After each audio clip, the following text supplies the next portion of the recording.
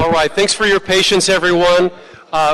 We will now bring the Homelessness and Poverty Committee to order. I am joined by my colleagues Monica Rodriguez and David Rue. We have a quorum, and it is my understanding that even though Mike Bonin is also on Budget and Finance, he won't be able to be here today, but Marquise Harris-Dawson is expected. Colleagues, what I'd like to do is take multiple comment cards first on multiple items, or however that is organized. And we're going to start with our first. We have Antonia Ramirez, who I don't see here, but she has 3 cards filled out. Antonia Ramirez, not here. And then we have Wayne Spindler, 3 cards as well. So since you have 3, and I believe you have 1 general public comment and then items 1 and 2. So you have 3 minutes for all 3 items. Yeah. Excellent, very good. Welcome, you motherfuckers, to our Homeless and Poverty Committee meeting.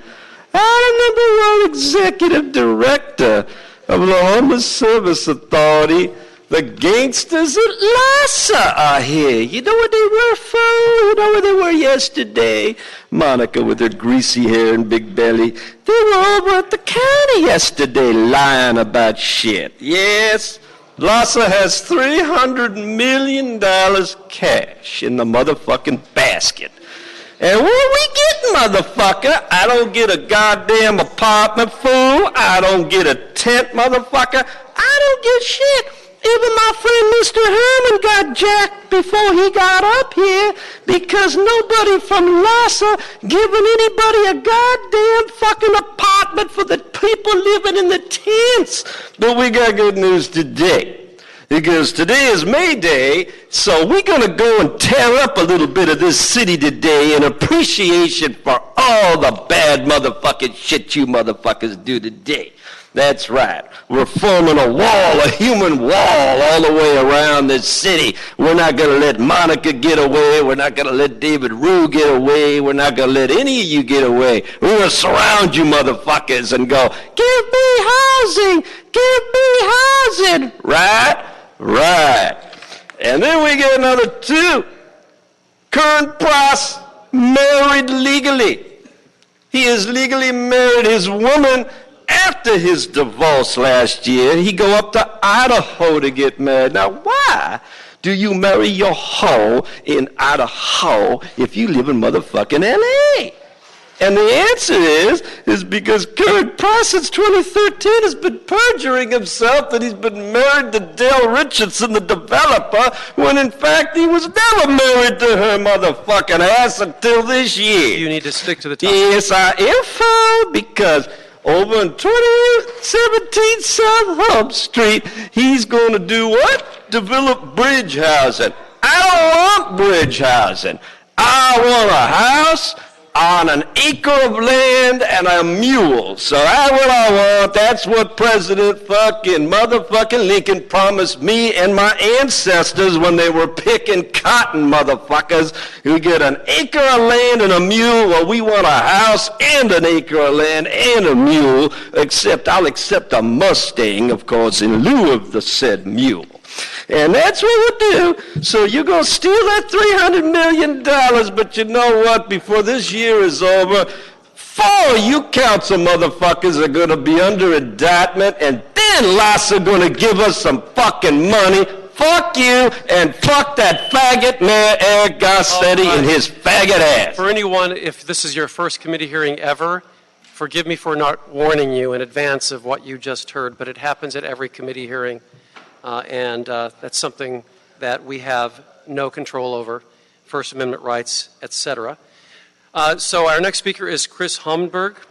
Chris Homenberg, and you have general public comment and item number 1. Welcome. Thank you. Good afternoon. My name is Chris Homenberg, and I live and work in the Koreatown neighborhood as a homelessness prevention attorney. And I wanted to take this opportunity to support our safe parking program and encourage greater funding of the program in such a way that allows for both expansions into our community and active community participation. As home to one of the city's first safe parking sites over a year ago, safe parking has become a regular and well-received feature of our neighborhood, and Koreatown stakeholders are interested in hosting more. For example, over this past term, those of us who serve on the Wilshire Center Koreatown Neighborhood Council's Homelessness Committee began to actively seek new sites and community organizations to host the program. And we're hoping to carry this work forward over the newly constituted Neighborhood Council. We've identified at least 2 faith-based organizations with smaller lots that are interested in participating. In reviewing the most recent RFP that was released last Friday, I was disappointed to see that the light touch Model 2 level of service is structured only to serve lots that can hold 30 or more vehicles. I believe that given the density of Koreatown and its famously limited parking, that this hinders the ability of community members and those service providers who might be unable to satisfy Model 1 from seeking out additional host lots for this program in our neighborhood. And it will force service providers to look to locations farther from the city core and farther from services. Furthermore, after reviewing the 8 county-owned sites and 1 city-owned site open to service provider bidding in the most recent RFP, I strongly hope that the city and county are committed to identifying additional sites because while it was encouraging to see some locations at the county DPSS offices as natural sites for hosting the safe parking program, it was very disheartening to see facilities such as Mira Loma Detention Center and the Antelope Valley State Prison identified as proposed locations for safe parking programs. I believe that we can do much better in terms of funding these programs and locating sites. And I hope that LASA and the city and the county are committed to working with our communities to do so. Thank you. Thank you. Our next speaker, we have Chris Roth, general public comment in item number 1.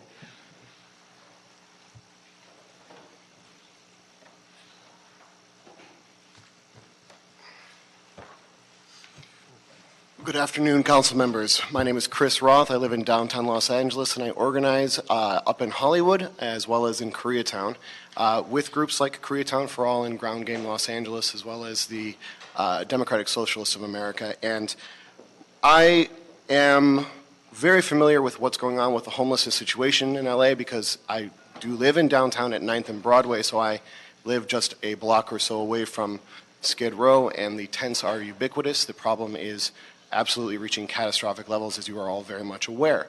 The fact of the matter is that a lot of the people who are out there on the streets in those tents started out in their cars because they couldn't afford their rent, and that is the last thing that they had available to them that provides that safety to get to and from work and to and from wherever it is that they're able to take care of, clean themselves up, get a hot meal, and then they need to have some place safe to park. So it was really very heartening to hear about the creation of this program at the outset, but seeing the change for this proposal that is going to be requiring that the provision of a meal at any of these safe parking sites really seems to go above and beyond the original construct of what the program was supposed to be, and it provides an extra burden on service providers that is going to exclude a huge number of them from being able to participate in this program, I'm sure.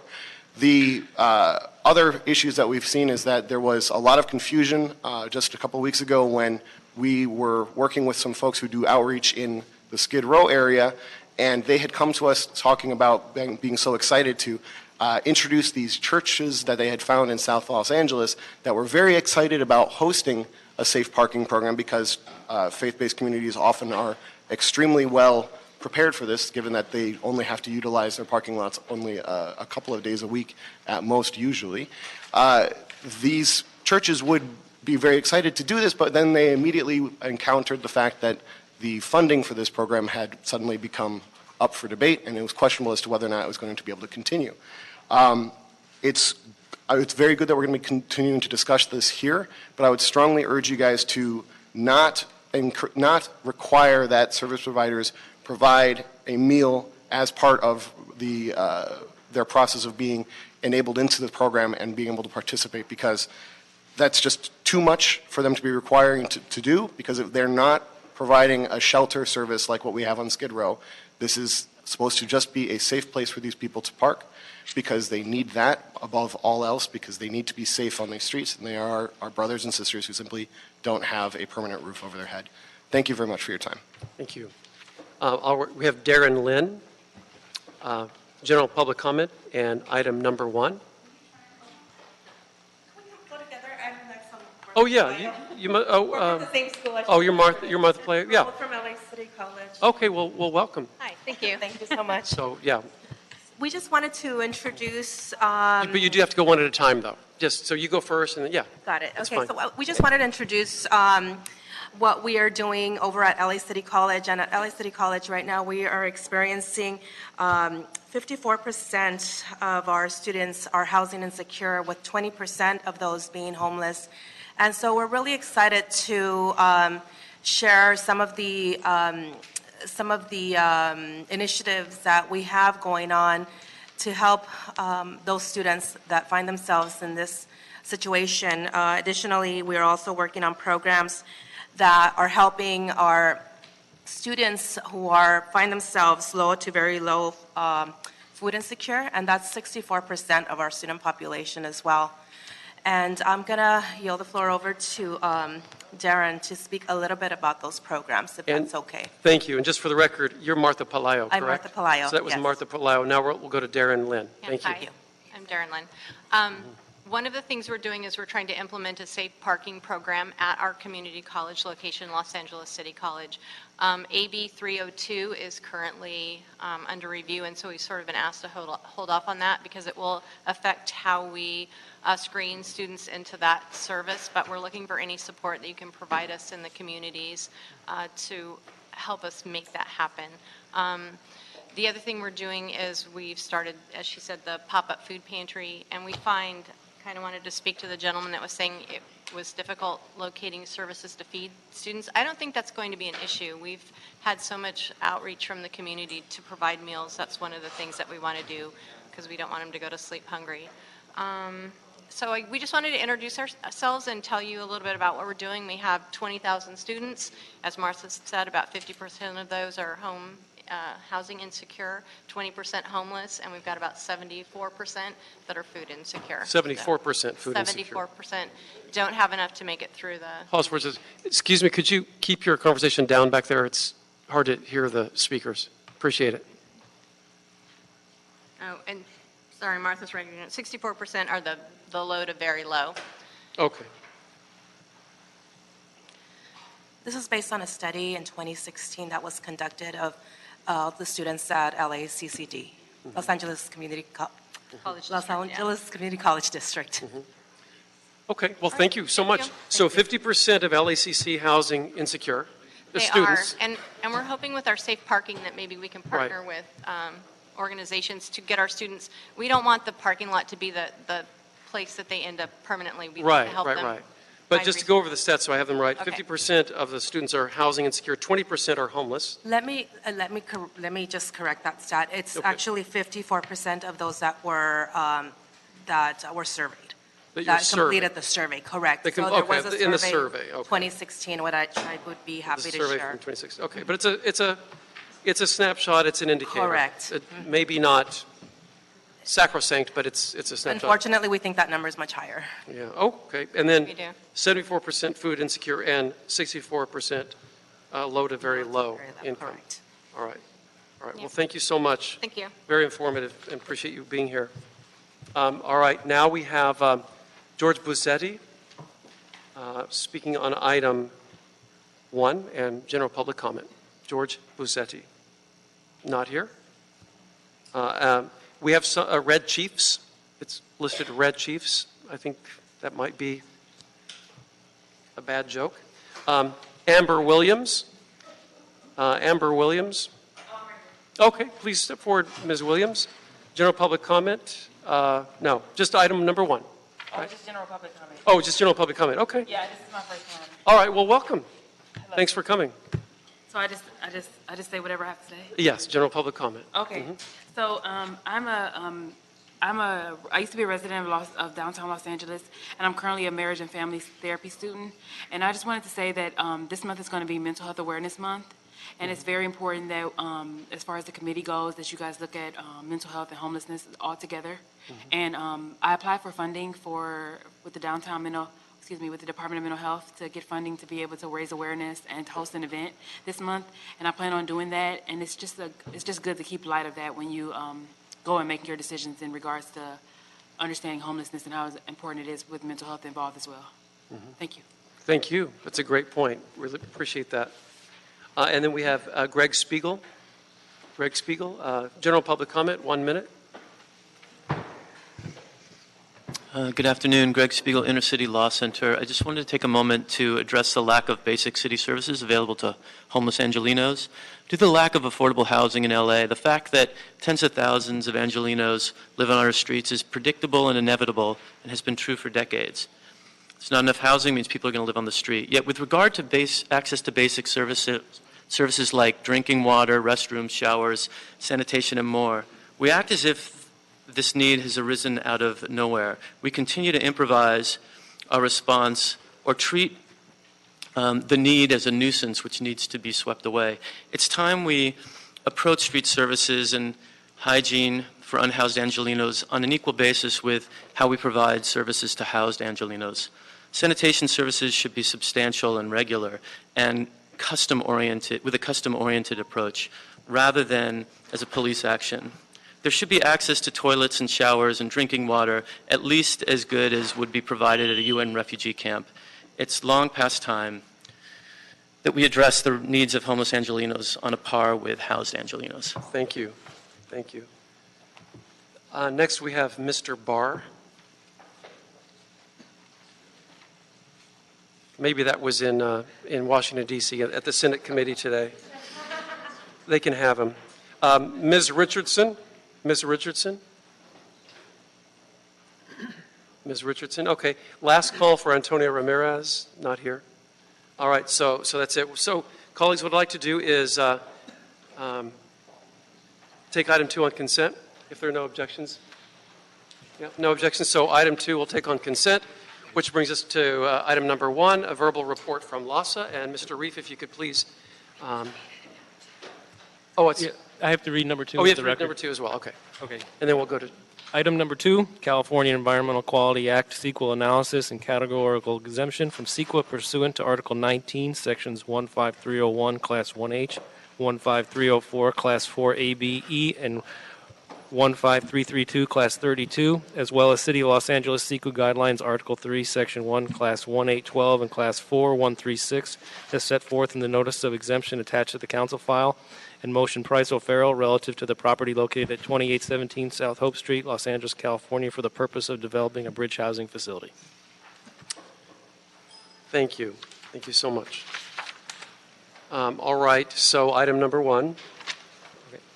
Okay. Item number 1, Executive Director of the Los Angeles Homeless Services Authority verbal status report relative to ongoing development and implementation of homeless strategies and policies, services, operations, and other items of interest. Thank you so much. And Mr. Lynn, before you and your team begin, just a few items to just get out there, and that is what we wanted to do is in this committee, just have this conversation since we're really moving forward with opening bridge housing shelters on a regular basis at this point, and we have dozens of permanent supportive housing projects that are entitled, under construction. They're going to start opening toward the end of this calendar year. It's a good time to have a reminder and a better understanding of the overall activities of LASA's, the partnership as it relates to the city, the county, et cetera, the governance structure between the city and the county, the joint powers authority piece, policy discussion, how policies are decided between the multiple agencies that are working on this in collaboration. So we're looking forward to hearing that. We want to talk about outreach protocols, what the process is leading up to the opening of a bridge housing site, demographic statistics, trends, and so forth. And then there's a housing gap analysis that perhaps we'll be able to get to, and I understand you've prepared some slides for us, so we appreciate that. And we know that you were just downstairs because we were watching you on the monitor. How did I do? Waiting for you. You did great. Okay, thank And you. so we hopefully won't put you through the exact same sort of line of questioning that you had downstairs. And I don't think we will. Of course, it's all related. Yes, sir. But we appreciate you being here. And so with that, Mr. Peter Lynn, take it away. Mr. Chair, members of the committee, thank you so much for the opportunity to come and speak to you. We look forward to an ongoing engagement on this and a dialogue on this. Obviously, as you indicated, there is this tremendous investment from the city, both in the bridge home sites, but in the permanent supportive housing and lots of other infrastructure. I think that ongoing dialogue is really going to be vital. So, LASA, as you indicated, is a Joint Powers Authority. I want to give a kind of an overview of LASA. We are an unusual entity, and the governance structure, like everything in Los Angeles and everything related to homelessness, is complex. So I wanted to sort of walk through that and give some clarity there. Thank you, Mr. Lynn. Maybe hold this a little closer to your so we can hear you a little better. Is that better? Maybe you're right. Is it on? Am I not even on? I think you're on. Yeah, that's good. All right. Maybe I'll just project. How's that? Better? That's good. Thank you. Okay. So, LASA, as I indicate, I think if you were listening downstairs, so we have sort of three roles that we play. One is as the sort of system lead and bringing together system architecture for addressing homelessness on a broad scale, including resources that are deployed by other entities like our partners at the Health Services Agency for the county, like our partners that do a number of emergency services that we don't directly fund and we don't directly impact, but we do influence and we want to make sure are collaborating effectively. So part of our responsibility is to coordinate the system response. That includes applying for federal assistance that doesn't come through LASA. So for example, our federal assistance grant is $124 million, 21 of which flows through LASA. And the rest of it flows through permanent supportive housing providers largely that are, operated with the public housing agencies. So we play a role in coordination. We play a role in direct service provision through contract agencies of the kind that were referenced earlier in public comment. People were talking about, say, parking programs. Those are the kinds of programs that we fund. So we fund prevention programs, we fund outreach programs, we fund crisis housing and bridge housing for folks, short-term rental assistance, long-term rental assistance, a number of, direct funding provisions that go.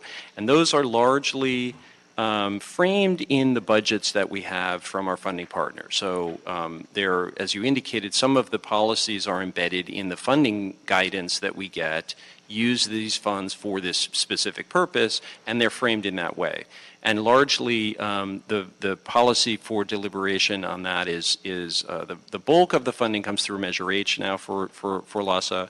There's a public process there, but the city budget process also frames out targeting for some of those funding areas, as does the county. And, as indicated, there was the federal and the state money also plays a role in that. And then the last role that we have is as a direct service provider. So LASA's outreach teams, the homeless engagement teams, do direct service and engagement with people in the streets every day across the city and across the county. Some of that is in partnership with law enforcement. Some of that is in partnership with efforts along the lines of what you indicated with regard to the protocols for cleanups and for handling encampments. And much of it is sort of proactive engagement with folks. And we work closely with first responders in the high fire severity zones to make sure that people aren't living in areas where they're at risk of starting fires and at risk of being injured by fires, that they're not living in waterways where they could be, subject to flash flooding, all those kinds of things. So those three elements of LASA, work together. And they are different roles, but they help inform each other. So our direct service capacity gives us a lens into the way that service provision is happening. So as LASA HET is attempting to get a client into a shelter. We can see firsthand what barriers are preventing people from accessing those services. We can understand firsthand how challenging it is to access the different kinds of services. It gives us a lens into the rest of the architecture that we wouldn't otherwise have, in addition to giving us just the ability to extend the reach of city municipal services. Similarly, our ability to contract services helps us frame directly the quality of service provision and to elevate best practices among our service providers. So to infuse those best practices into contracting opportunities, and then to use our active contract management process to improve the performance in each of those categories. So those are the sort of three basic areas that we have. LASA itself is governed by a board of commissioners. We are 10 of them. Half are appointed by the city of Los Angeles. They are nominated by the mayor and approved by the city council. On the city side, our current chair is Kelly Bernard. Also, our Wendy Gruhl, Mitch Cameron, Booker Pearson, and Kelvin Sauls are representing the city. And then on the county side, there are supervisors, each appointed by each supervisor. Each supervisor has an appointee to the commission. So Sarah Dussault is representing Supervisor Solis. She is the vice chair now. Noah Farkas is representing Supervisor Kuehl. Lawson Martin is representing Supervisor Barger. Irene Muro is representing Supervisor Hahn, and Jacqueline Wagner is representing MRT. There are half a dozen standing committees that look at our work on a monthly basis, and they audit, executive, and personnel meet less frequently than that. Finance, contracts, grants management looks at ordinary business. These are all Brown Act open meetings, so we conduct the business in public, and we put our agendas online so that people can see them, even if they're not, particularly going to come to to those meetings. Of note, programs and evaluation is where we let RFPs, so the structure of our procurements is in that context, and policy and planning is where we evaluate the kinds of matters that you're looking at from a policy perspective. Their role obviously is oversight and governance of LASA itself. So they look at us and they oversee our procurement and make sure that those are operating according to procurement guidelines.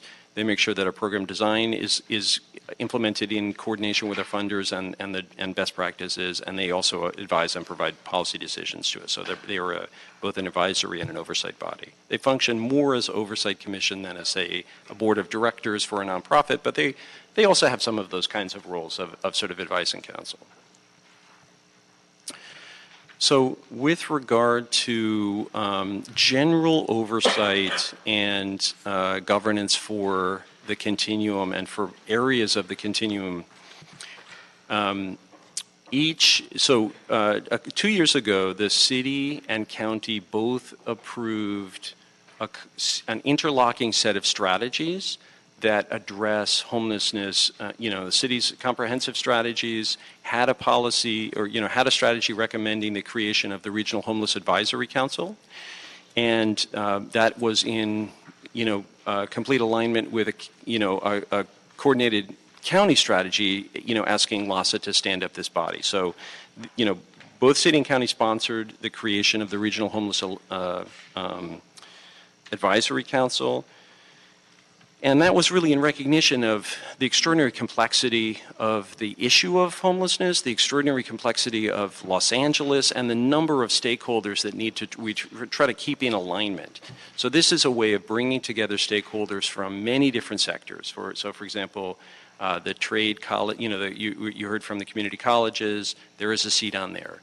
There is a seat from LACO, there is a seat from law enforcement, there are seats from our councils of government of our other cities, there are seats from faith communities, or seats from people with lived experience. There's a wide-ranging set of representative bodies to sit and hear and give us advice.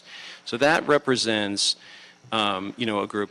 Then there's the other entity that's important in this is that LASA is the lead applicant for our federal assistance. So as I indicated, $124 million of federal assistance flows in, now, and we need to both make sure that we are compliant with HUD's requirements for a continuum of care, and also listen to their guidance on, how effective continuums work and how their governance structures work. So they have been working with continuums. The continuums are, most of them, much, much smaller than Los Angeles. It's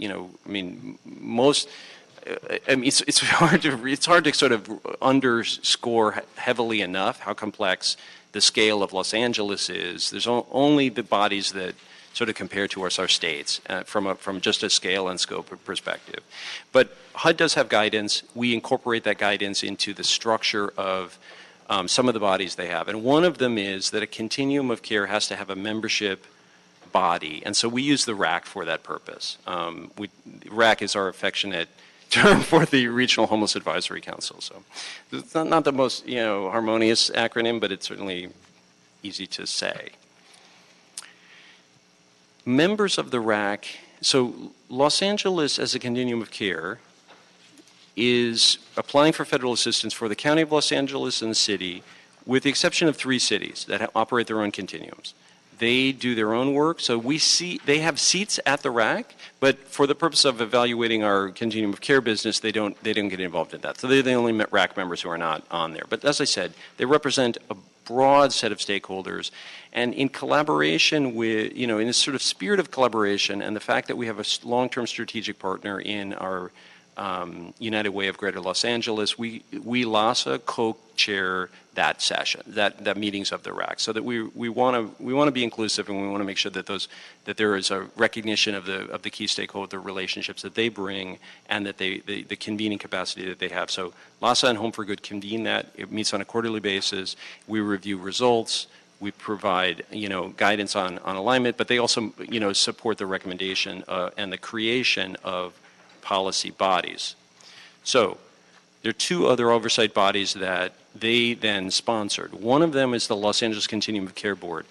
For the purposes of policy formulation, that largely looks at our federal assistance application. So it's, for the purposes that we're talking about, it's probably not as salient here. It really is important to have good policy guidance, but it looks very carefully at what HUD is saying and what is going to be effective essentially in leveraging policy guidance and putting their best application forward. For the local reasons, we decided not to have, HUD requires that you have a continuum of care board. It also requires that you have some body that is governance for this coordinated entry system policies. Because of the potential for distraction during the period of time when we're responding to the annual HUD NOFA, we separated those 2 bodies. So they are 2 separate entities for us. They could be in, the same body in another continuum that was smaller. But the other thing that's important for us is, as I said, there are these 3 other cities in Los Angeles that operate their own continuums, and we wanted to give them an opportunity to sit on the coordinated entry system. So the Policy Council affords a body where they interact as well. So that's where policies that are really looking at what does it mean to access the coordinated entry system? What does it mean, how are we prioritizing scarce resources for people within the coordinated entry system? What does it mean that people have fair access to this? So these are policies that they're sort of fundamental to a coordinated entry system that is really grappled there. And just to back up a second, I want to, recognize that, I will lapse into homelessness jargon pretty fast. So, and I apologize for that. I try not to, but, to the extent that I slip in, I will, just, stop me. Coordinated entry in the coordinated entry system is really a framework that came into being a few years ago as folks recognized that for many years we had invested in single standalone programs. So we had made a number of really strong investments in individual providers that had individual standalone programs, many of which were doing, world-class service, but there was no overall architecture that connected them together, and there was no sort of, centralized way of making sure that everybody had fair access to those programs. So where an outreach program might do really, really fine work in a very small region, it meant that, other people didn't have access to that resource. Where a shelter might be providing good care, there was no way of getting an outreach worker access to that bed. There was no way of getting somebody in that bed in access to a housing program. So lots of individual relationships were built, but often it really depended on the quality of your individual case manager to see whether you could actually get to a housing resource. And there's something fundamentally unfair about that. It meant that people who had real skill in navigating the system got to housing, which are probably not the most vulnerable people, or it meant that people who were very lucky and got a good case manager got access to a housing resource. And neither of those are good ways of distributing resources. So we fundamentally said, let's back up a second. Let's come to a common agreement on how we're going to assess people's vulnerabilities. So we said, okay, let's look at tools that are out there to do this on a large scale. We agreed to an assessment tool. And then let's agree to a set of sort of relationships between the entities in a given region that we're all going to work together. And that we're going to come together as a region and agree that outreach is going to know who the shelter providers are, the shelter providers are going to know who the housing providers are, and that we're going to shift away from wait lists for housing programs to prioritization based on the needs of people who would otherwise perish on the sidewalks of getting access to those programs. And I will say that this is still a fairly new concept, right? So this is something that's come to root over the last 10 years or so. I was, just as a case in point, I was the Section 8 director at the time that this was sort of gelling and HACLA, and I was lending resources from HACLA into the creation of this collaborative effort. And there was a moment in time where we started to say, okay, if we did things differently, basing on wait lists versus coordinated entry and assessment and prioritization by need, what are the differences there? So there was a moment when SRO Housing Corp., which is a major provider of permanent supportive housing downtown, was opening Gateway Apartments on Skid Row. And they did the old school method. They put up a bunch of signs. They had a whole bunch of people line up around the block and wait. And there was a 3-day wait to get on the waiting list to open that facility. And then they had everybody sign up, that was the way the process was done. And at the same time, we assessed everybody who went through there and everybody in the area and looked at what it would look like if we prioritized the highest acuity people. And the people who made it through the wait list process were all low and moderate acuity people. They met the criteria in the sense that they were chronically homeless from a timing perspective and had various challenges.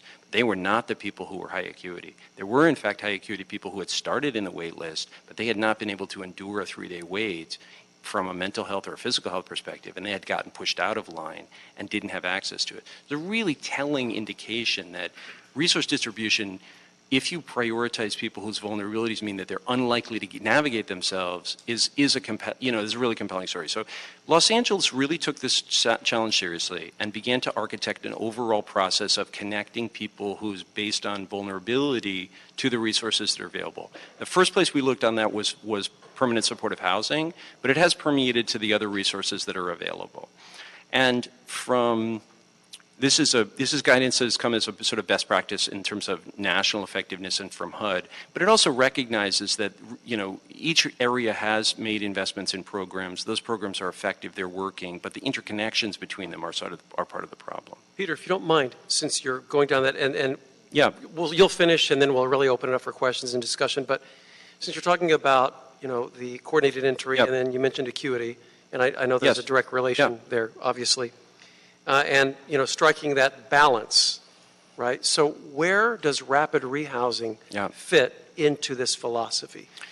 You heard from LACC that there are a lot of housing insecure students or homeless students, and so you go from housing insecurity into homeless folks who are functional, but the longer they're homeless, the less functional they're going to be, and so then they're going to become those, very possibly those entrenched, hopeless, homeless individuals that lose the ability, perhaps.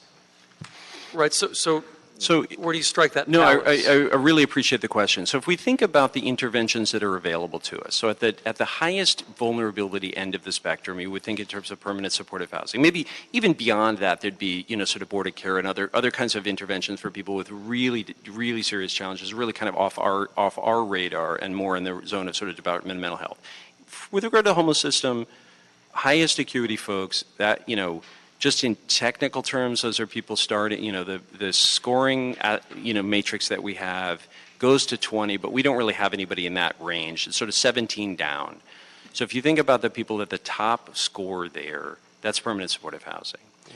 As we've looked at rapid rehousing and the way that it's been deployed, there are no prioritization criteria that have been put into the way that rapid rehousing has been, funded over the past several years. So it's still relatively new intervention for Los Angeles, but we've got really good traction with it. So when we look at the number of people who have been housed using rapid rehousing, they stripe across all acuity scores. So they go from lowest to high. And, one of the things that so I want to talk about the policy that goes to rapid rehousing prioritization, because I think that's sort of a core of like what's going on in the dialogue. But in the policy formulation process there, they looked at who had been, successfully housed, who had been enrolled in this program, who got successfully housed, and who exited successfully and got traction. Turned out that it was deployed across the spectrum. And the success results were even across all of those acuities. So high acuity people have been successful. In fact, have been slightly more successful than the moderate and low acuity folks. But there wasn't a sort of pattern to the way that folks had deployed it. Each provider was sort of doing it ad hoc. And there was a sense in which that's really interesting news, because the general thinking was this is for lower acuity folks, right? But to see that it got traction with high acuity folks was a really interesting and compelling result. And in fact, that they were getting at least as good results. So when the Policy Council was grappling with the idea of prioritization for rapid rehousing, there were sort of two concepts that came up. One was a general sense of wanting to distribute the resource fairly. So coming up with a rule that isn't, an adhocracy, everybody's sort of doing something differently. And there are two pieces to that. One is, can we come up with something that we can say there's a prioritization scheme? The other is to match those resources within the system and not offline. Those two are both really important, and I will say fundamental to me is that the matching occurs within the system. So, holding aside what scheme we use to match people, it's got to be a transparent process that people match with. But then the idea was, okay, let's look at the acuities of people that are out there. If we have enough permanent supportive housing to capture the top acuity tranche, the next acuity tranche, which is 12 down to 8, if we deployed rapid rehousing to that group, we could meet their needs. We could be what? We could meet their needs. Mm-hmm. Okay, so we could get to everybody there. Now, it wouldn't leave more rapid rehousing for the next two groups. On the other hand, we are getting new resources that we can deploy in what we're calling problem-solving interventions, more like sort of diversion and connecting people back to family, connecting people to other opportunities and so forth. And that's a resource that we can deploy to those other cohorts. But recognizing that we're in a situation of scarcity, there are not enough resources to address everybody's needs, Policy Council, looking at the data, looking at those scarcity issues, and looking at what was possible using this tool, decided to prioritize from 12 down using rapid rehousing. I will say that the process took months. So the Policy Council has service providers on there, it has public administrative officials, it has philanthropic folks, it has a number of different folks on this, and they really grappled with it. This is not an easy one. I will say that after this was adopted, there was a lot of confusion about it. People were saying like, well, wait a second, nobody's going to get access to it. On a certain level, people weren't going to get access to it anyway because it's not enough. But the idea was, the concept was for people of lower acuity, how come you're not using it for them? And, there's been a lot of sort of back and forth. It was not a unanimous opinion, so it was not sort of a consensus vote from the Policy Council. It was one of those, it's one of those things that took a lot of compromise, and I think essentially sort of no one was happy with it in the end. But it was what they came to and what they voted on.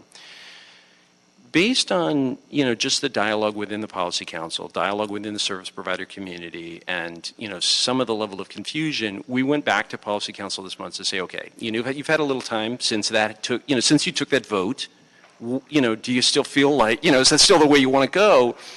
So they said, okay, we want to look at this some more. So, we had intended to implement this with the advent of our new contracts that would start effective October. We're going to push back from that, and so, essentially sort of, take another cut at it. The general factors are still the same. We don't have enough resource to cover everybody. It is an effective intervention for high acuity people who are then likely to, sort of term into the next highest cohort and most likely to die on our streets. And so, those factors are still there, but I think there was also an appreciation for the fact that a prioritization scheme that just works from numbers down doesn't give the flexibility that continuums need for certain kinds of someone who may have a lower acuity score we need the ability to sort of case conference people to access to this resource. And so thinking through ways of providing that level of flexibility is part of what they're wrestling with right now. And there's a management piece in this, isn't there, in terms of high acuity. So say you have available resources. Now, at what point will you continue holding those open for high acuity clients that have been resistant so far? At what point do you say, well, I had a place for this guy, but he's been resisting, and I don't see him turning the corner to accept a shelter, a roof over his head. Right. So we need to turn it over to the next person who will accept assistance. The service, the high acuity population is also the most service resistant, generally speaking.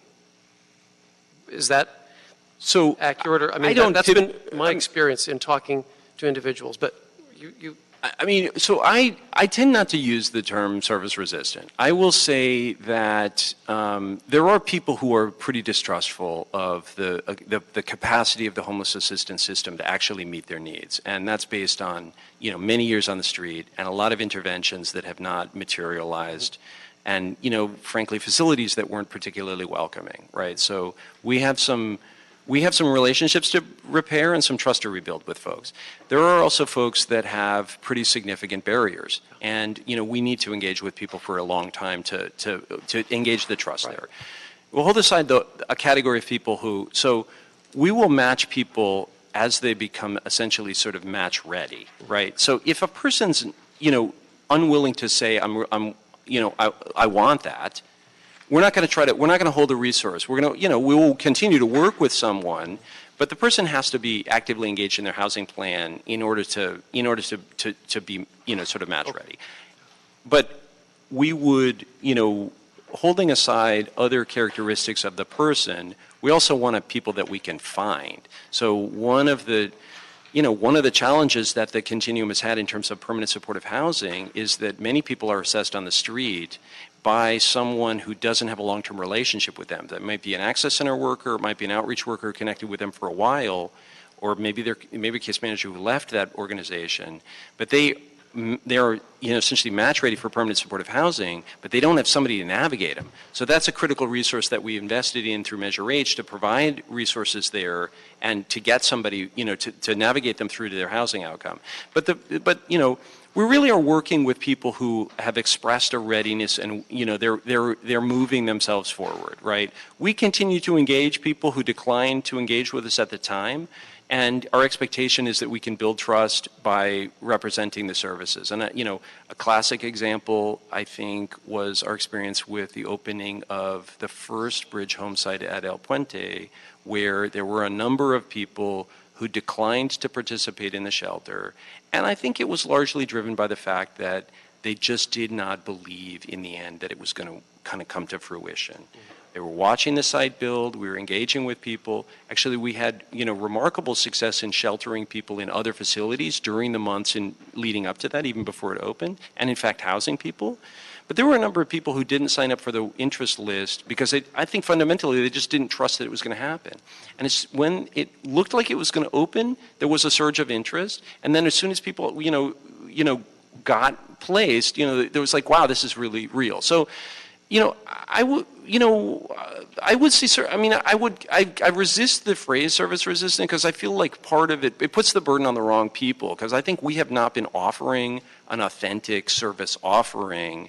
While we get ourselves to that position, we need to rebuild trust. And, I think it's I think it's, we continue to engage people who decline, and as we can demonstrate to them that there is an efficacious outcome for you, look, this is real, then I think, we get a lot more traction. So I think there's, it goes both ways, on that score. But I will say that at least on the rapid housing prioritization policy, there was enough sort of concern that the Policy Council took it back and they're working on it. So at this point, it does not have a current effective prioritization scheme. And I will say again, from my perspective as the LASA ED and the sort of system lead, my bottom line is really about matching in the system rather than having folks sort of match to their own clients and nobody gets to see that. Because we have a number of partners who are assessing people and getting them into the system with the expectation that these resources are somehow available. And if they're not being matched in the system, then that's not, somehow we're offering people a prospect that's not fair, holding aside the prioritization scheme. So, I digressed quite a bit, but I wanted to make sure that I addressed that concern. Appreciate it. That is where the Policy Council functions, and they're a set of experts, and I want to look at, I'm going to skip over the LACOC board. I think, we can talk about that, but it really is focusing on the federal assistance grants. But on the Policy Council, there are 7 service providers on there. There are county partners from the agencies that really face into homelessness at DMH and DPSS and DCFS and Department of Health Services. Our housing authorities are on there. We have HSID, CAO, PD folks on there. Just a number of different folks who really look at this from multiple perspectives. But the heaviest set of seats are service providers, and those are folks. So grappling with these policies are the community-based organizations themselves. And as I said, they had to grapple with a few policies to begin with that sort of anchor the system. What does it mean to access the system? What is our assessment tool? How are we prioritizing people for resources? And what does it really mean to match and do these referrals? So those are all these sort of initial sort of core policies. Like I said, coordinated entry began, and it was actually, I'll give credits to our partners at United Way Home for Good. They really drove this with philanthropy and getting broad stakeholder engagement, but it also meant that not having a public administrative agency driving it, we're very rules-based. We like policies, we like, procedures. There were no policies and procedures. So this is essentially sort of retrofitting to coordinated entry a set of, policies that it did not have. It's sort of generally received wisdom and practices, but this is an infrastructure that we need. And like I said, that on the rapid housing one, there was, that one generated confusion. Pull it back, look at it again. Just to be, just on a sort of high-level schematic, if we look at the way that policy development works, our funders embed policy in their funding decisions. So there are bases where our funders might take broad stance, like we are a housing-first city. And Housing First is a best practice. That is an important policy that embeds in all the contracts and really guides it. So that means low barrier. It means a number of things. We then, low barrier has a number of meanings. You cannot require sobriety in order to participate in your program. You can require that people behave themselves, but that's different. If you're drunk and quiet about it, that's fine, but if you're drunk and disorderly, that's different because you're impacting the other people's well-being in that program. So those are all policies that we sort of grapple with and we embed, and our funders embed those in our, in our agreements with us and in their funding guidance. CS policies are really grappled with by the CS Policy Council, and Long Beach have, peeled out from that and they're doing their own, but we work together on some of these issues. And then on the continuum of care policies, which are largely, like I said, looking into the federal resources, but some overarching ones. The COC Board and LASA Commission is taking those on, and those other continuums. And again, we collaborate effectively with those other continuums. So, you have my presentation. I could walk through it. Some of this stuff I talked about in the budget meeting. Some of what I've sort of moved through in other areas. As I said, we have some system lead responsibilities. Some of those show up as administration of the homeless count, and the sort of reporting of results, which, by the way, we will report out at the end of this month. So we will be coordinating with you on the timing and the release of that information, and things like that. Just if you sort of look at the sort of schematic of the way our funding works now, So I started with LASA 4 years ago. We were a $70 million entity, and it was roughly a third from the city, county, and the federal government. At this point, almost 3/4 of our funding comes from the county, largely through Measure H. And the city and federal funding, represent about 12% and about 7% each of the others. So state showed up very suddenly, last year with the HEAP funding. And obviously we have an ongoing partnership with the city with regard to the work that's going on, but our funding picture has changed really dramatically over those last few years.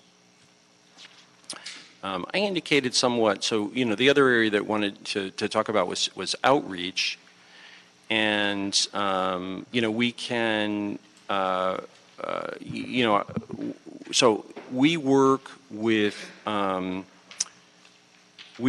throughout the county. So LASA's Access and Engagement Unit and our homeless engagement teams are the only sort of countywide outreach force. So that gives us some capacities that are really important for the municipality. One of them is that we have uniform training and the ability to disseminate best practices and engagement with people across the continuum. The other thing that we can do is really sort of heavy up in a crisis. So when there is flooding happening, we can go with Sheriff's Department, with U.S. Army Corps of Engineers, and with LAPD into the waterways and really fan out and cover. We can heavy up in that. When there are fire watch, we can go to the very high fire severity zones with the county and the city, and with the state parks. And so we have the ability to sort of lean into a crisis or lean into a challenge. That happens sometimes when there are heat waves. It does happen sometimes when there are, municipal disturbances. Sometimes, there'll be a police-involved shooting of a person who is experiencing homelessness in an area. People get very upset. We can bring extra teams in to help with situations like that.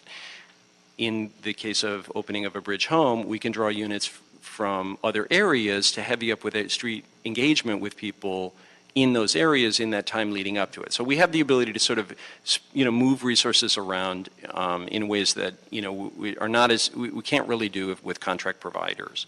We work with law enforcement. We work with first responders at the Department of Mental Health and at, in fire department. We work with a number of different entities along that side. With regard to the work on the city side, some of our work is what we would term sort of proactive outreach, and we're working with people, and that, the model of that is really the kinds of work we're doing with folks leading up to the bridge home sites, and like long-term talking with people, working with them, getting to understand who they are, building that trust relationship, and then we can get them connected to resources. That is the most effective work that we can do. In addition to that work, obviously one responsibility we have is in the coordination of cleaning, the sanitation and cleanup work that happens that every municipality has to take responsibility for, and that, I will say city council offices treat in different ways. So the relationship between the council offices and, sanitation and LAPDs all work differently. So, where each council office has a set of days where they can, specifically direct cleanups. They work differently in terms of how much lead time we have and to engage with those. So that's an area where, coming to more standard ways of approaching it would be helpful to us, but I think it would be helpful to the work. It also, so in that way we work to inform people who are in areas that are targeted for a cleanup, to make sure that they understand that the cleanup is coming, make sure that they understand what the dates are, the removal of their property, all of those kinds of responsibilities. I think that, that's an area where we could do ongoing work to improve the efficiency and effectiveness of that. There are a lot of different working parts to it. We work with, sanitation, we work with PD, we work with our partners at the city attorney's office. Obviously, we work with your offices, and, we are working with the other outreach. So there's a number of different working parts there. But I think there's some room for, for improvement in the way that those roll out and the way that those are standardized. And greater consistency. Absolutely. Yeah. Absolutely. Sorry, I was trying to wait to the end, but since you brought that up. Yeah. Wait, don't we already have a standardized? I mean, I know when we do when we do cleanup, we coordinate with LAPD, we coordinate with our HOPE teams or LASA teams. I thought there's already a lead time, and I thought it's already a set policy. It's not like different council districts could do it in a different way, right? I will say there is a set policy, and it does get implemented differently in different parts of the city. The posting requirements don't change, though. The posting, yeah. So, and I think there are areas where, even within the posting requirements, we could do a better job, and things like that. So I think, but I will say that the priorities can shift suddenly. And so where we have, we might get a long list and it's not clear which ones are which ones are priorities, where we could invest a considerable effort in outreach to cover a lot of ground, and then the priorities would shift and we have to, get to people very quickly late in that process. So it would be more effective if we had, the priorities were clearer over a longer horizon. So, the protocols are fairly straightforward, but I think within them there's latitude for change, and I will say that the consistency is not always there in the in the implementation. It's a big city. There are a lot of working parts. And we recognize that, but I think there's improvements that we could do there. So I think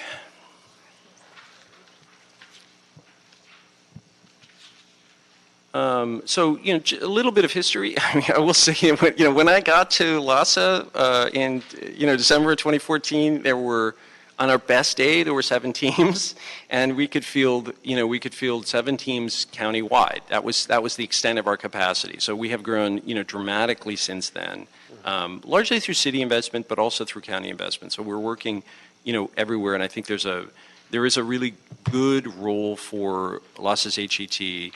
And if you look at the metrics, we report metrics on outreach. We worked over the course of last year to come to a unified set of metrics with our partners at Department of Health Services that fold the multidisciplinary teams, with our contract CBOs that do outreach, and with folks that are not funded by us, to really come through with a set of metrics that we all sort of agreed on and can report on, and we can look at in the homeless management information system. And the traction that LASA outreach has is equal to the effectiveness of those other units. So I think there's good results from from the intervention. I will say that we are looking forward to the opportunity to work closely with your office and this committee on the work with regard to street engagement and people experiencing homelessness and the cleanups and the encampments. Well, thank you. It's a different world than it was 5 years ago, isn't it? Especially in the lead up to H and HHH, the conversations that led up to the initiatives on the ballots in 16 and 17. As LASA as an organization, how much has it grown? What was the sort of ballpark employee number in 2014, and what is it now? Yeah, we had 88 people. 80, and we're pushing 400. Mr. Chair, 400. I will have to report 400? back to you. I don't even know, honestly. I can't tell you off the top of my head, but it's.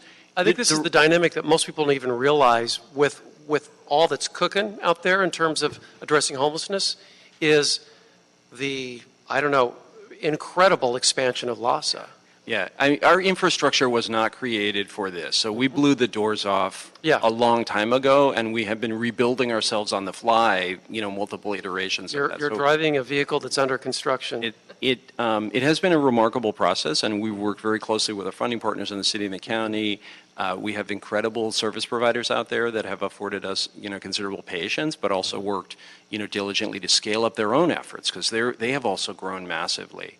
And we're funding entities that are considerably larger than us now in some regards. So I think the resource infusion was very welcome, but it brought a number of different scaling challenges for all of us. And we, recognizing that, have worked with our philanthropic partners, but also with the funding through Measure H to increase our capacity building and technical assistance to our service providers. So we're working closely with them to grow their capacity. We've brought in consultants, nonprofit consultants to help assess their strengths and weaknesses and where they need resource, large-scale folks, moderate-scale folks. And we've worked to expand our ability to do business with organizations that are smaller and that we wouldn't otherwise do business with now. So there was a time when our RFP process represented a considerable barrier to doing business with LASA. We have broken it into parts so that people can try many times to qualify for our program standards, and then just apply for the program components. It used to be that those were joined. So we've made a number of different accommodations to try to be a good partner to the Continuum. But I appreciate your recognition of what a tremendous growth. And I would also say, just from where I sit, right? So I've been involved in the council district that I represent since 2002. I would suggest that the council offices can be so helpful to LASA in terms of on-the-ground needs, on-the-ground, stressed neighborhoods, stressed communities, where homelessness has been entrenched for a long time or not so long. Yeah. I just think with all of this growth of the organization and unprecedented resources coming into play, and hopefully even more now from the state, Yes. I think that the city council offices can be a real source of knowledge with how to best and efficiently apply those resources to help solve homelessness. Great. Right? I totally agree. We want to be a good partner, and we want to be a very engaged partner. I mean, Peter, I remember back in 2003 getting a LASA team and being thrilled that I got a whole team of 3 or 4 outreach workers to walk the LA River with me, where homelessness was just in the 13th district. There were 30 people who lived on islands between Fletcher Drive and Hyperion Bridge. So I really cut my teeth with that work with that team that I would get once every 2 months or once every 3 months. And it was a real eye-opener for me, but I've never forgotten it. And our community members, community leaders, grass tops in our communities, and the council offices really have a deeper level of understanding of the conditions and even sometimes the reasons on why certain individuals became homeless. And I think that could be of so much help. I really appreciate that. And I know my office is really on the ground all the time in terms of people experiencing homelessness and all of the dynamics that go with that. We definitely see that. So just maybe think about that. So as far as a few questions, you answered so many of them in your presentation that I had. So I just want to go over a few. Yes. Let's see. In terms of the last couple of years, when you've been ramping up and all, what jumps out as some of the most cost-effective approaches to getting individuals into shelter or permanent supportive housing? What are some of the most cost-effective approaches? It's a really important question. So, one resourcing element that we did not have until fairly recently was a flexible pool of funds that could be applied to assist people with essentially sort of connection back to family, connection back, so what we think of as, what we used to think of as sort of diversion, so preventing people from falling in, but now we recognize is a legitimate intervention for people who are currently experiencing homelessness, but for some conflict mediation, some negotiating skills, and some reframing of the problem with some flexible funding can actually get people back to where they were. So that's jumped out. So that's jumped out, and I think so. We are investing a considerable amount of HEAP funding into the area of training for staff, so that people understand, how to have those kinds of problem-solving intervention kind of question, interviews. And is it sometimes runaway youth that? Absolutely, younger that's right. people who left their family for some sort of upheaval or upset, when if you dig a little deeper, there could be a reunification possibility? Absolutely. So that's it's an intervention for youth. It can be an intervention for single adults. People have family arguments, and a rupture could occur over something that seems trivial in hindsight. Certainly with the lens of becoming homeless because of it, and so.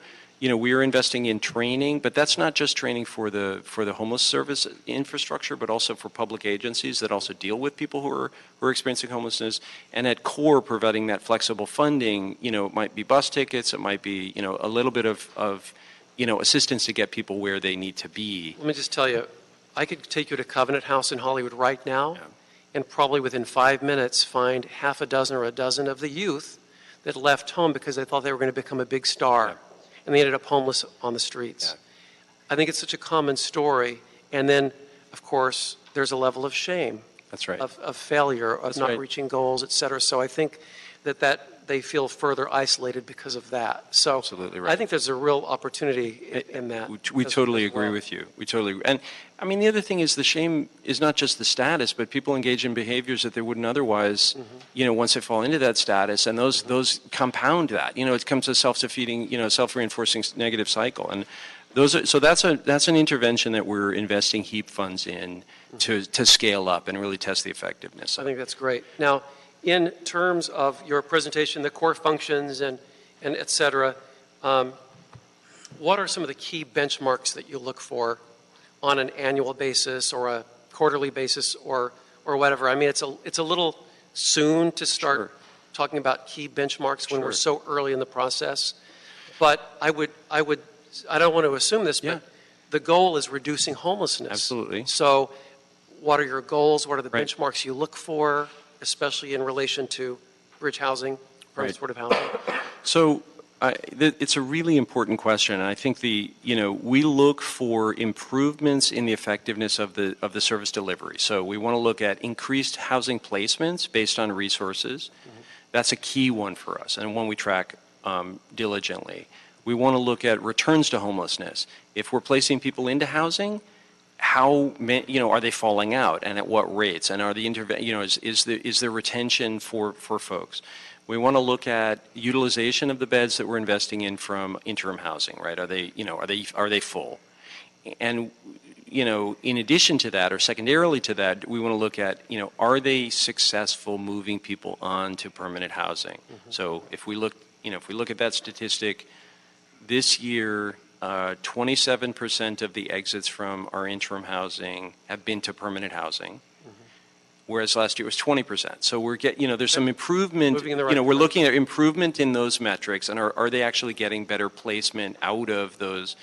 We want to look at when we're talking about outreach, we want to look at how many people are engaged versus how many people are enrolled in a service, moved into shelter, moved into housing. And there's loss in each one of those in terms of the numbers, but you want to make sure that the ratios are good, right? And that we can improve those ratios. I think that those are the sort of core set that we sort of look at, Yeah. So Heidi reminds me, length of stay in our interim beds is another one. And actually that one is not going the right direction. It's actually getting longer. So part of that reflects, I think, the challenges with, the housing interventions. Whereas they're still successful, the housing market is not our friend right now. Right. So, it's it's taking longer. It's a supply issue. That's right. So one element that I don't want to belabor at all, but there's always that accusation that we've all heard of, and that is, well, if you provide all this housing, it's just going to attract more people to move to Los Angeles with a one-way ticket and become homeless all over again. So one key piece of data, and I think that's largely mythical, and there's data out there that disproves that, or that proves that it is mythical. But one key data set might be to find out how long someone has been homeless and where they came from originally and how long they've been on the streets in Los Angeles. So we ask that question during the homeless count every year. And, the overwhelming majority of folks fell into homelessness in Los Angeles County. Right. There are some folks who fell in other parts of California, and then some who've come from out of, who last stable place was out of state. Overwhelming majority are fell right in here. Yeah. And if you think about the length of time, they're more Angelino from a time perspective than housed Angelinos. So, they have been here longer. The vast majority have spent their entire life here. And you get to well above 90% have been here more than a year. So it's, it's just it's a very, and if you look at the statistics on, housing affordability and the challenges that Angelinos are facing, and, Los Angeles has the highest poverty rate in the state. And we have one of the most expensive rental markets in the state. So the crunch between low income and high rents is very, very hard, and rents have been moving much faster than income. So, it is really a homegrown problem. I will say that we do see in some areas and in some populations, youth you mentioned, are more likely to have come here than other populations, but it's definitely not a majority, right. But they're more likely.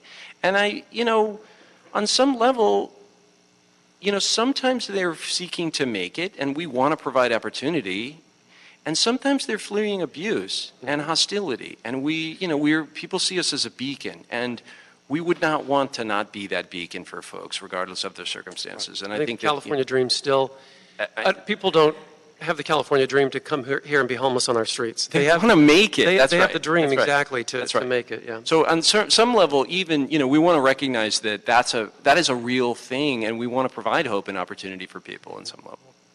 So lastly for me, and then we'll open up some more. I appreciate everyone's patience, and that is, could you describe outreach efforts? 3 outreach efforts that LAHSA signs off on. Is there a specific type of outreach effort? So that's question number 1. And then how does that relate to preparation of a service day? In other words, the outreach efforts, and then how it relates to the day of service where we do the posting and we do the day of service. So, yeah. So you've reached the level where I am no longer competent to answer the question. I'm going to ask Nathaniel Vergao. That gets us into our consistency question. And we won't dig too deep today because, we're going to have these conversations. Right. But I apologize to you. Heidi Marston is LAHSA's Chief Program Officer. I should apologize to them. Nathaniel Vergao is our Director of Access and Engagement who operates our outreach teams. So, Nathaniel Vergao, Director of Access and Engagement. In answer to your question, so in advance, so there are 2 different scenarios of how sanitation is addressed in LA.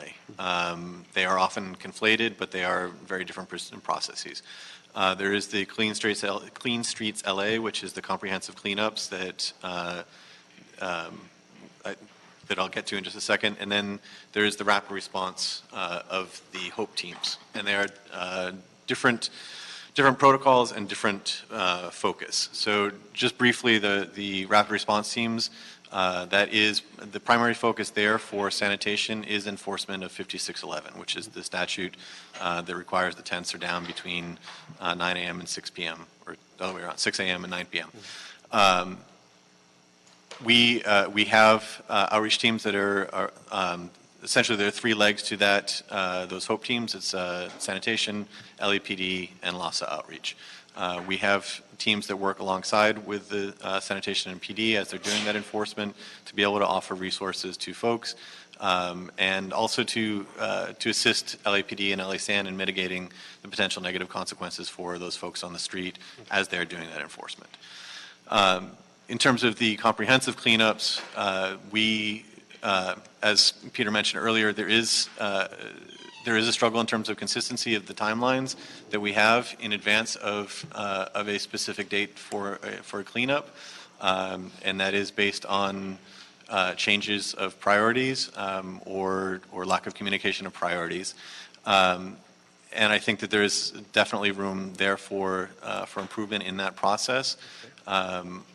From my perspective, that would, when we look at the system that is in sanitation, where all the potential locations are tracked, there are thousands of locations across the city that are slated as potential locations for cleanup.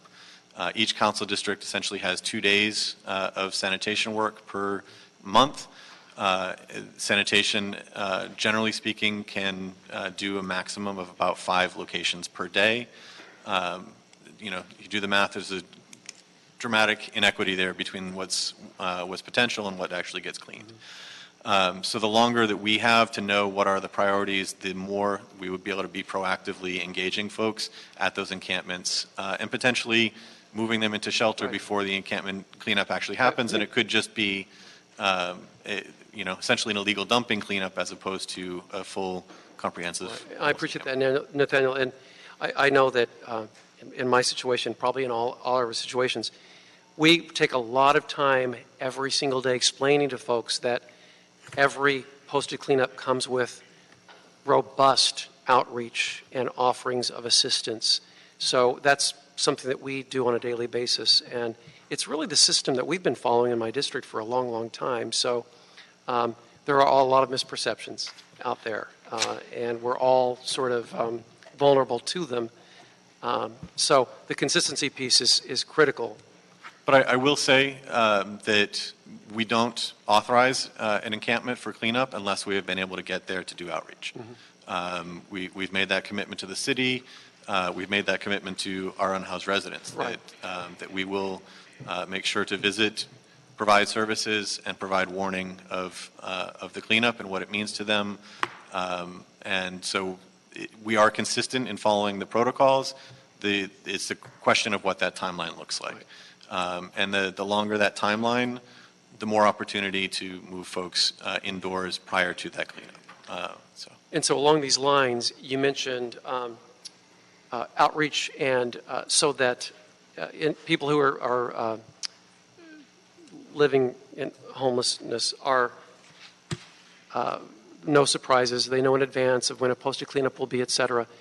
What other special precautions do you take for people who are in the disability community?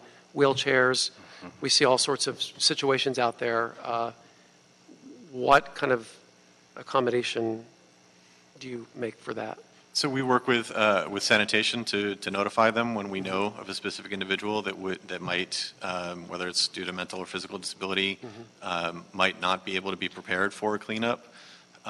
We do our best, as I said, to ensure that we're there within a day or two prior to the cleanup, so that it is, it's not 3 weeks beforehand saying, mm-hmm. in 3 weeks there will be a cleanup, and hoping that they know what that means. Mm-hmm. So we make sure that we are there within 24 to 48 hours in advance of the cleanup, and are having conversations with folks about the cleanup, what area is slated for cleanup, and our goal in working with folks is to help them figure out what is trash, what needs to be gotten rid of, mm-hmm. And set that aside and make sure that what is precious to them mm-hmm. Is moved, so that it will not get mixed up in those other debris. Okay. Great. I don't want to hog all the time, Mr. Rue. Sure. Rodriguez. Mm-hmm. Thank you, Mr. Chair, and thank you to LASA. Thank you, Peter, for this very extensive report. I know we have a little bit of time. I'm just gonna.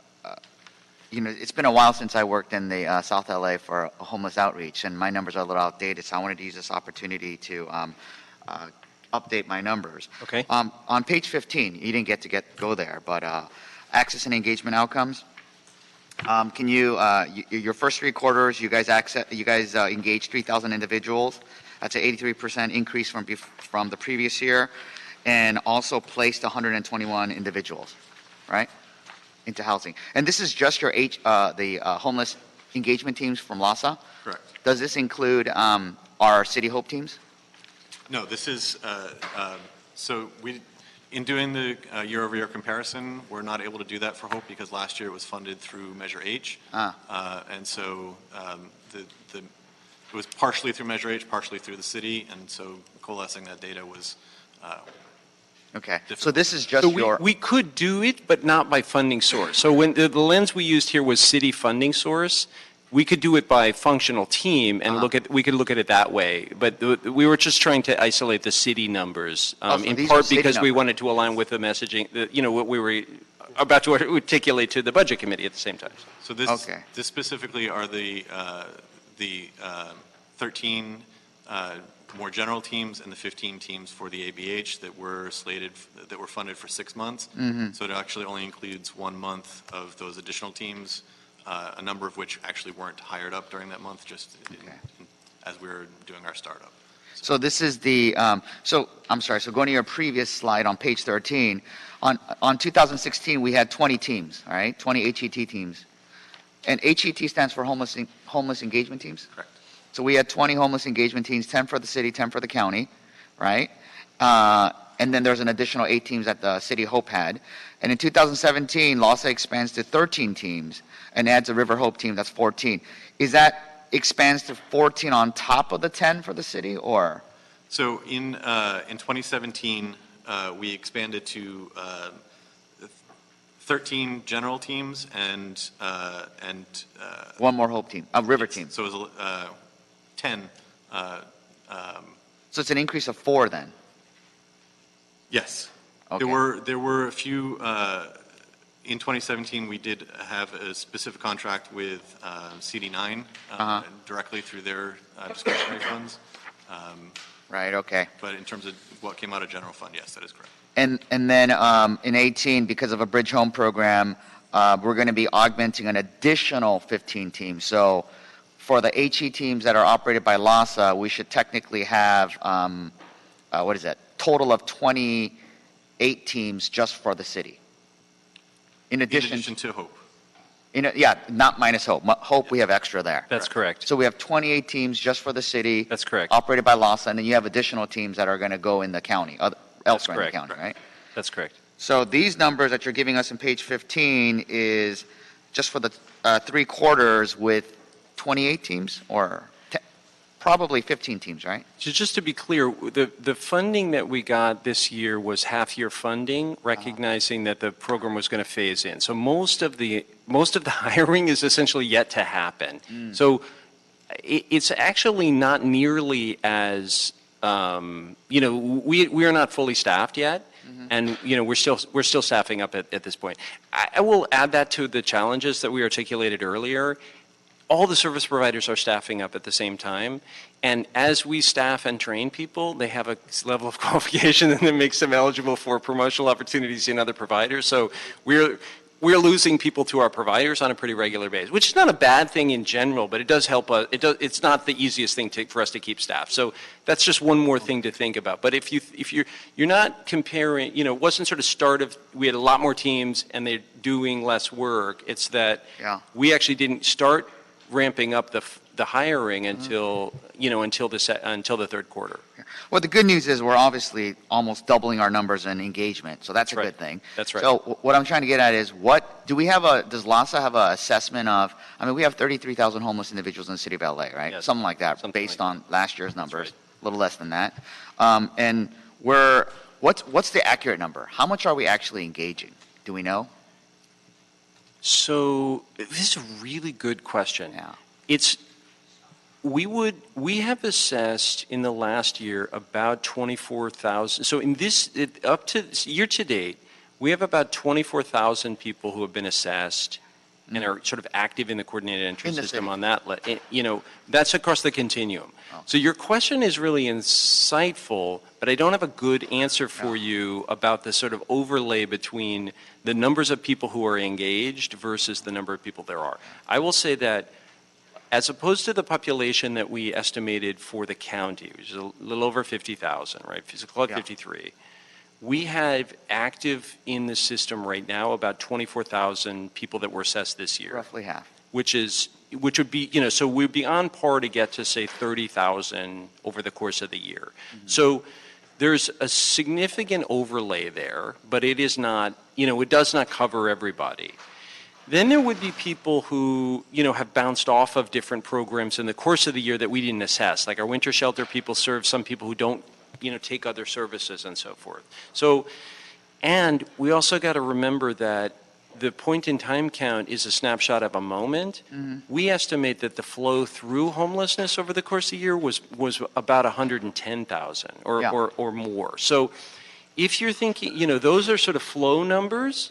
So it's really appropriate actually to compare the number that we see or that we're assessing over the course of the year to what we're estimating as overall inflow, which is quite a bit larger than the point in time count.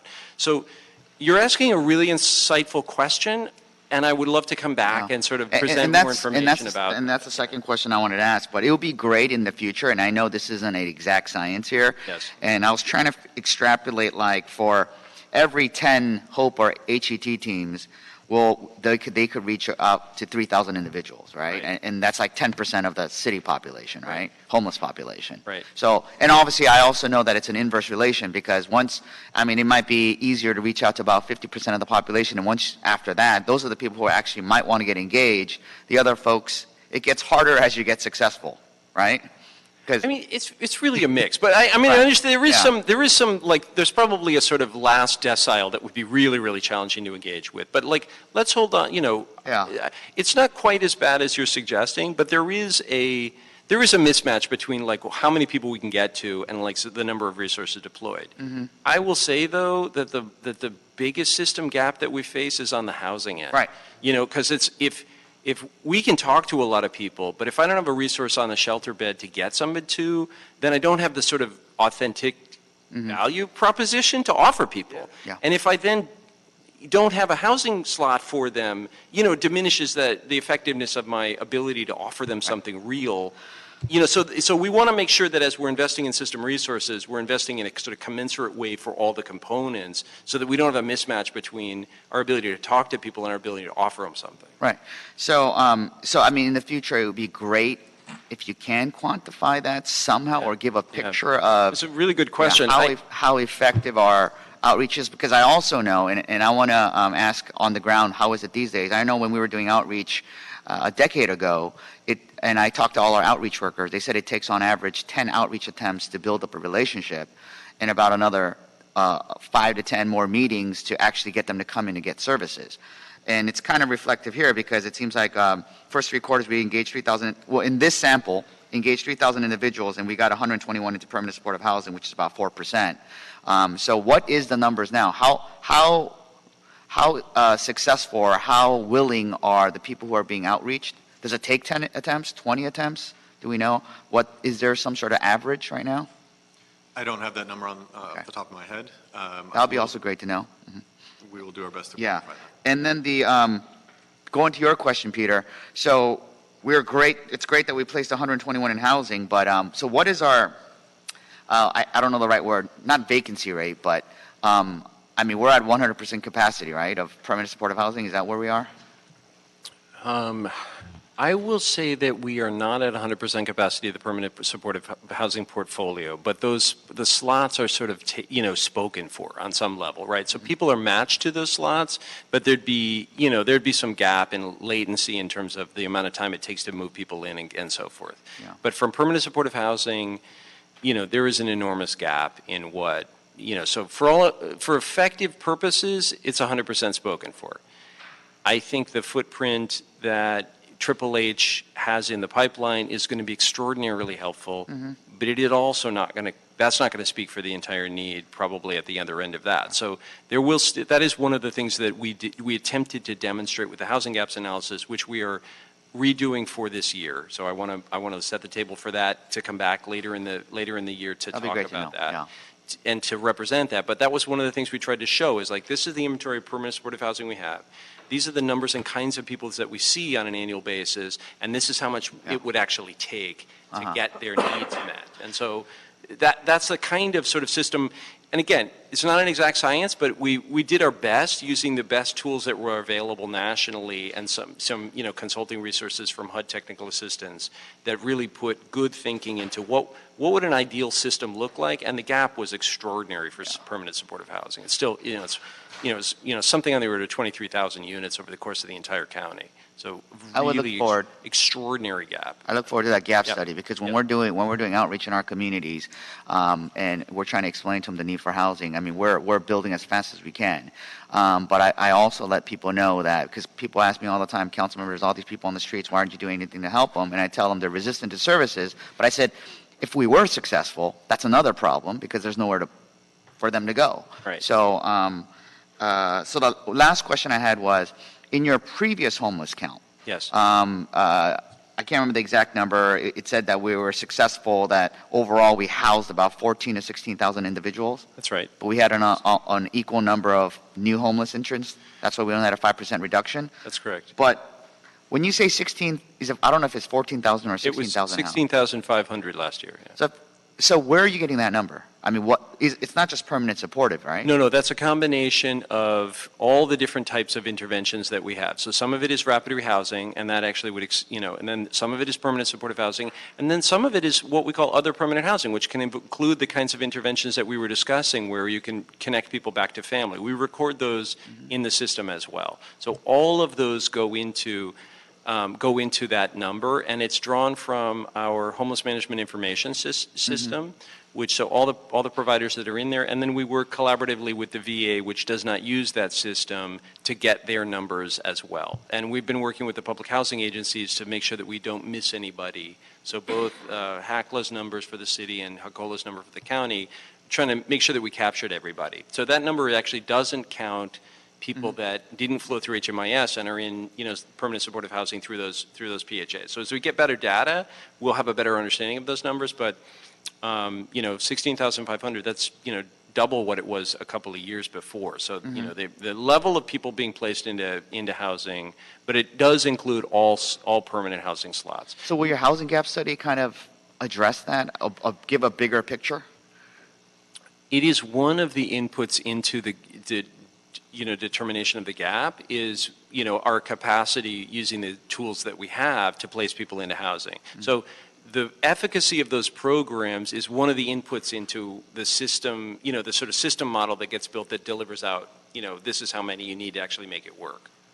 And, like I will represent, it does not suggest that we should build a shelter bed for everybody.